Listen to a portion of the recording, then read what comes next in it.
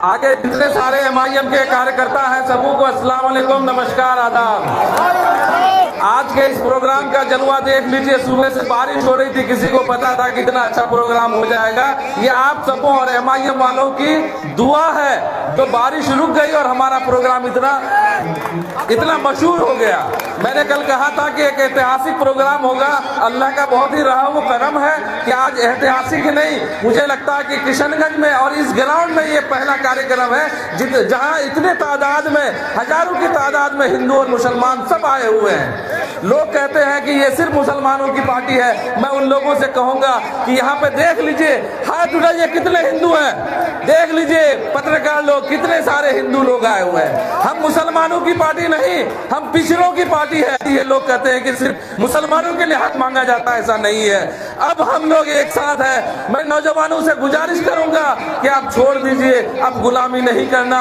हमारे यहाँ लोग गुलामी करने आते हैं, क्योंकि आपके यहाँ एक ऐसी शख्सियत है अख्तरुल ईमान साहब, जो किशनगंज आते हैं और उनके दरवाजे में खड़े रहते हैं, चाहे वो किसी भी पार्टी का हो। तो मैं गुजारिश करना चाहता हूँ आप तमाम नौजवानों और बुजुर्गों से, चाहे वो हिंदू हो मुसलमान हो, इन सब चक्करों में मत पड़िए। ये फिरका परस्त पार्टियां जो सो कॉल अपने आप को कहलाता है कि मैं सिर्फ और सिर्फ एक मुसलमानों की पार्टी है, तो ऐसे पार्टियों से दूर रहिए जो लोग कहते हैं कि सेकुलरिज्म का जो झंडा लेके चलते हैं और सेकुलरिज्म कहीं से दिखता नहीं। आप देख लीजिए, जहां भी अगर यादव लोग खड़े होते हैं, मुसलमान वोट दे करके उनको जिताने का काम करते हैं। क्या बता दीजिए, एक भी मुसलमान को अगर आरजेडी का टिकट मिला हो, वहां के यादवों ने वोट दिया है। तो आप अलग से अपनी पहचान बनाइए, तभी जाकर के एक पहचान बनेगी। क्योंकि वक्त की कमी है, मौसम भी खराब हो रहा है। इंशाल्लाह हमारी बातें होती रहेंगी। पूरे किशनगंज में हम घूम घूम के एक एक नौजवान से मिला करेंगे, क्योंकि अब एमआईएम का हम पार्टी का एक सदस्य बन चुके हैं। और मेरी दिली ख्वाहिश थी कि मैं अख्तरुल ईमान साहब से कुछ सीखूं, और इंशाल्लाह अगर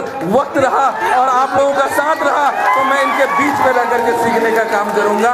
और इंशाल्लाह कल तक मैं सिर्फ उनसे मुलाकात किया था, लेकिन आप लोगों की दुआएं थी। मैं फेसबुक और व्हाट्सएप के माध्यम से देख रहा था, मैं आपके बीच में आ रहा था। बहुत सारे लोग बोल रहे थे कि आप एमआईएम प्रत्याशी हैं। मैं अपने आप को प्रत्याशी घोषित नहीं करता।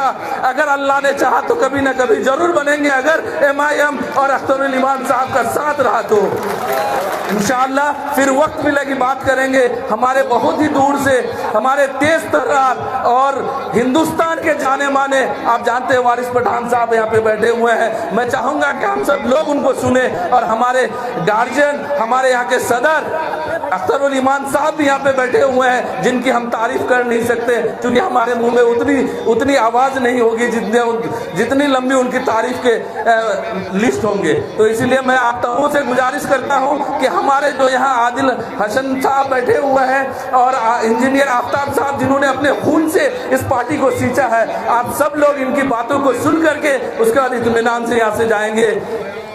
अस्सलाम वालेकुम, नमस्कार, आदाब। बहुत ठीक है।